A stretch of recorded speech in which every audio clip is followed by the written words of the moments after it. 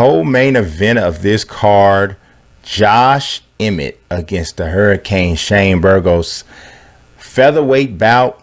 This one has potential fight of the night on it too.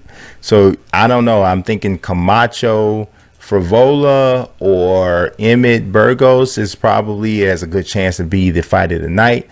I just think it could be a great fight. It looks great on paper, right?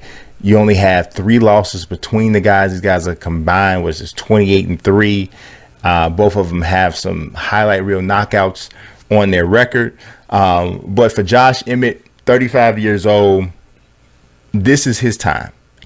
The time has to be right now for him. He's on a 2-fight win streak with wins over Mirsad Bektic and Michael Johnson. The win over Michael Johnson was tough because he was getting beat. He was getting dominated in vintage Michael Johnson form. He made some mistake, gets caught, and gets beat. So, but Josh Emmett has that kind of power. He has that kind of stopping power. He stopped Mirsad Bektic. And what was really impressive is the way that he rebounded from that devastating KO loss to Jeremy Stephens. I mean, that was brutal.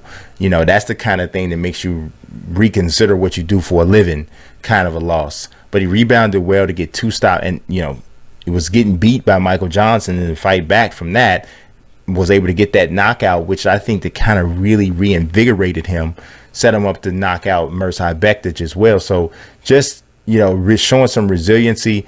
Athleticism has never been the problem for Josh Emmett. You just look at him, and man, he looks like a running back or somebody's free safety or something.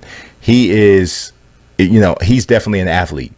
Even at 35, he's always in great shape. So his thing is that he does have a little bit of a problem with guys with quick hands. I think that's why Michael Johnson was giving him problems early. Jeremy Stephens' hands are quicker than people give him credit for. And I think that that's part of what can be a problem for him. Shane Burgos has a little bit of that, but I don't know if it's exactly the same, and I'm going to talk a little bit about that. You know, notice I'm not talking a lot about grappling. I don't expect that to be a part of this. I expect these guys to fight on a standing up.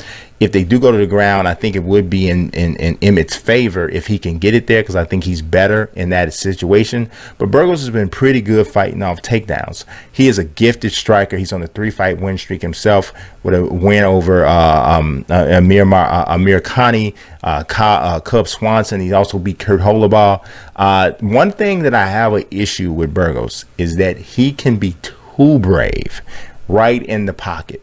He has great punching precision, accuracy. He's got some pop in his hands, but he's a very attitudinal fighter, right? So he gets right there in the pocket. He's got his hands down. He's depending and leaning so heavily on his instincts and the ability to slip and counter. And sometimes he can get himself in some trouble. He can take some shots that happened to him against Calvin Kattar, and that's how he ended up getting stopped and losing that fight. You know, a technical guy who's going to stay in the pocket and deliver that straight A to B type of shot has an opportunity to tag Burgos, especially if they're a little quicker. And I think Burgos underestimated the speed of Calvin Kattar. He better not do that against Josh Emmett, because Josh Emmett can really, really crack.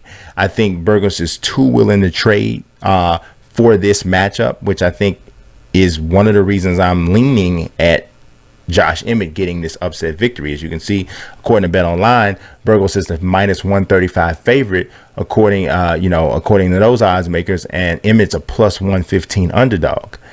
Emmett has to watch the Emmett has to go for a takedown if he gets an opportunity. I think that he could have a huge advantage there. But even if this fight stays on the feet, I just like Emmett having an opportunity to catch Burgos, especially if Burgos fights the same way he traditionally does, staying in that pocket, willing to, you think about it, he's got a co-main event spot for this fight. He really gets into the moment. It actually might help him stay on track because there won't be any fans there, but just the way he fights, I think he's lending himself to getting caught by something huge from Josh Emmett, and Josh Emmett can crack. So I'm going to go with Josh Emmett. This is another underdog pick. He's a +115, but I like him to get the victory by TKO over Shane Burgos. Might be a memorable fight as well. So keep an eye out for that. But I got Josh Emmett.